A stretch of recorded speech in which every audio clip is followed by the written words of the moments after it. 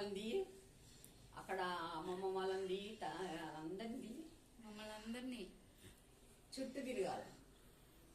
విలువైన రక్తము సిలువలో కార్చి, విలువైన రక్తము సిలువలో కార్చి, కలుషాత్ముల మమ్ము ప్రభు కడిగేను, కలుషాత్ముల మమ్ము ప్రభు కడిగేను.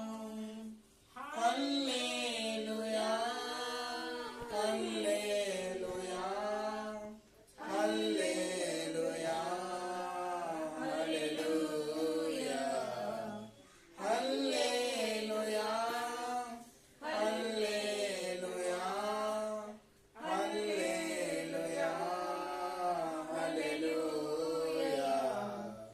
యేసు ప్రభువును స్తుతించుట ఎంతో ఎంతో మంచిది. యేసు ప్రభువును స్తుతించుట ఎంతో ఎంతో మంచిది. యెషయా పుస్తకము 54వ అధ్యాయం. యెషయా పుస్తకము 54వ అధ్యాయము 4వ వచనం అందరం కలిసి చదువుదాం. అందరం కలిసి చదువు.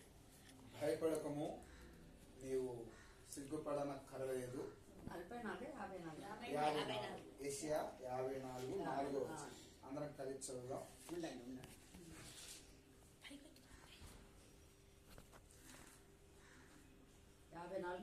4వ వచనం. భయపడకము, నీవు సిగ్గుపడనక్కర్లేదు. అవమానమును తలంచుకము, నీవు లజ్జపడనక్కర్లేదు. నీవు నీ బాల్యకాలపు సిగ్గును మరచుము, జ్ఞాపకము చేసుకొనవచ్చు. కాబట్టి ఇక్కడ ఈ 4వ వచనంలో ఎన్నో విషయాలు తలంపులు ఉన్నాయి. కానీ ప్రాముఖ్యమైనది ఏంటంటే దైవజన భక్త్ సింగ్ గారు కూడా ఈ మాటని ఎత్తి చాలాసార్లు కూడా జ్ఞాపకం చేసేవాడు. భయపడకము. ఈ రాయబడిన వచనంలో ఉన్న పదాలన్నిటికంటే అతి ప్రాముఖ్యమైన పదం ఏంటంటే భయపడకము.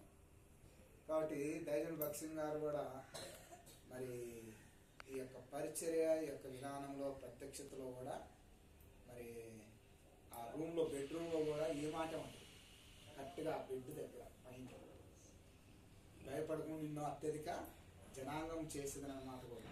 చూడండి, ఆదికాండము 17వ అధ్యాయము. ఆదికాండము 17వ అధ్యాయం. ఆదికాండము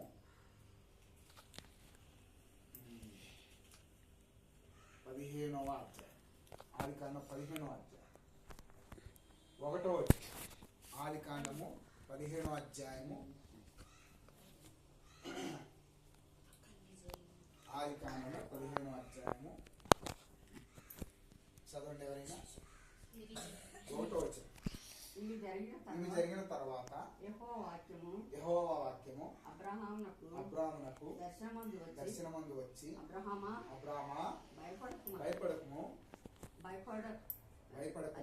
భయపడకము, నేను నీకు కేడమును, నీ బహుమానమును అత్యధికమగునని చెప్పాను. కాబట్టి ఈ పదం, ఈ వచనంలో కూడా మనం భయపడకనే పదాన్ని చూసుకుంటాం. దీన్ని పరిశుద్ధ గ్రంథం అంతట్లో కూడా సంవత్సరానికి 8 దినాల్లో అన్నిసార్లు రాయబడ్డారంట. భయపడకము భయపడకము భయపడకము.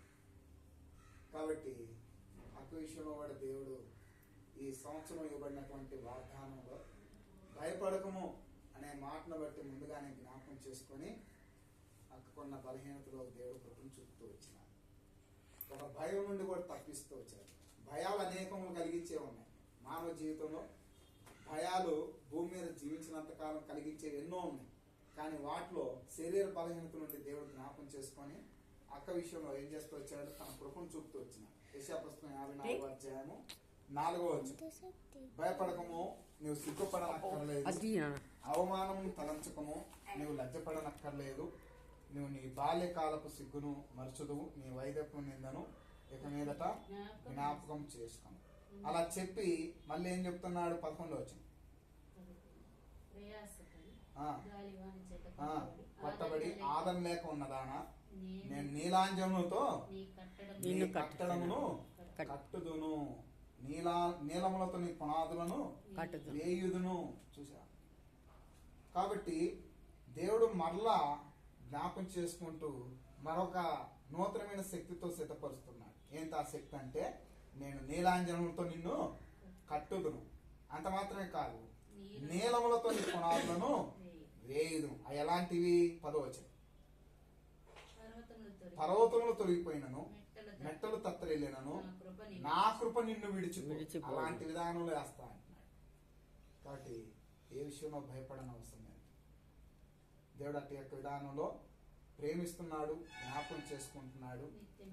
ఆ. 8వ వచనం చదువు. మహోద్రేకం కలిగి నిమిషం మాత్రం నీకు విముఖుడనైతిని, నిత్యమైన కృపతో నీకు వాత్సల్యం చూపుతాను. కాబట్టి ఆ విధంగా ఆయన కృప అక్క ఎడల జ్ఞాపకం చేసుకున్న రీతిగా అక్క కూడా దేవునికి తన మనసు, తన యొక్క తీర్మానం, తన యొక్క ఆలోచన కూడా సిద్ధపరచుకున్న రీతిని బట్టి ఆయన యొక్క కృపను ధారాళంగా దయచేసుకోవచ్చు. ఇటక విధానంలో దేవుడు మరింతగా శక్తి, స్వస్థతను ఇచ్చినట్లు ప్రార్థించాడు. పరిశుద్ధమైన మా తండ్రి, అద్వితీయ సత్యదేవ, యేసుక్రీస్తు ప్రభువాని ఘనమైన నామమును బట్టి వందనములు, స్తోత్రము చెల్లిస్తున్నాము. ఈ మధ్యాహ్న కాల సమయంలో మరోసారి మీ పాసన్నిధికి వస్తూ ఉంటున్నాము.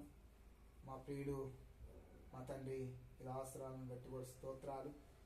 ప్రాముఖ్యంగా దేవరాకు విషయంలో ప్రార్థన చేస్తున్నాం. వారి యొక్క జీవితంలో మీరు ఇచ్చిన రక్షణ బట్టి స్తోత్రాలు. మరి ఎంతవరకు మీ కాపుదలు ఇచ్చి, భద్రతనిచ్చి, అనేక నూతన వాగ్దానాల చేత బలపరుస్తూ ఈ 2025వ సంవత్సరం, ఈ మొదటి మాసం నాయన మా ప్రభువ మీ ఏర్పాట్లో జ్ఞాపం చేసుకొని ఇచ్చిన నూతన వాక్యం బట్టి స్తుతిస్తున్నాం తండ్రి. వారికి ఉన్నటువంటి శరీర బలహీనతలు అనేకం చోటు చేసుకున్నప్పటికీ మీ కృపలో జ్ఞాపం చేసుకొని మీ వాగ్దానం చేత యెషయా 54:4 వచ్చిన ప్రకారం భయపడకము అని మీరు సెలవిచ్చిన రీతిగా జ్ఞాపం చేసుకొని, పర్వతం తొలగిపోయిన మెట్లు తత్రేను నా కృప నిన్ను విడిచిపోదు, నా కృప నిత్యము నీ ఎడల వాచ్యం చూపునని సెలవిచ్చిన రీతిగా నాయన మీరు చేస్తూ వచ్చిన మేలుకై స్తోత్రం. నాయన ఆ శరీరంలో కొంత మా ప్రభు చోటు చేసుకున్న బలహీనతను తీసివేయటానికి, ఆ స్ట్రెంత్ విషయంలో, ఆపరేషన్ విషయంలో నాయన మా ప్రభు తనకున్న వయసు విధానాన్ని బట్టి నాయన మీ కృపలో జ్ఞాపం చేసుకొని దాని అంతటి విషయంలో కూడా మీరు సక్సెస్ఫుల్గా సిద్ధపరుచుకొచ్చినందుకే స్తోత్రం. అంత మాత్రమే కాకుండా నాయన మా ప్రభువ వారికి ఇచ్చిన ఉద్యోగ బాధ్యతలో కూడా మీ ఏర్పాట్లో నాయన క్షేమాన్ని ఇచ్చి, బలపరిచి, కాపుదలు ఇచ్చి నాయన మా అనేక అపాయం నుండి తప్పిస్తూ మీ సాక్షిగాను అనేకులకు నాయన వెలుగుకరంగా ఉంచేదాని కొరకు మీరు సిద్ధపరుస్తున్నందుకే స్తోత్రం.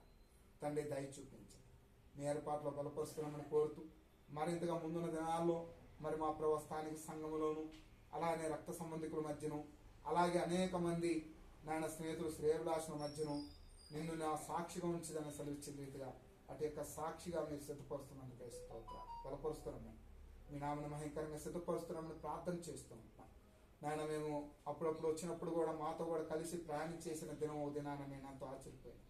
బలహీనత ఉన్నప్పటికీ కూడా హాస్పిటల్లో కలుసుకునే విషయాల్లో కూడా నాయన మా ప్రభు రిస్క్ పడకుండా తను మాతో కూడా ప్రయాణం చేయగలిగినటువంటి దినం ఉంది.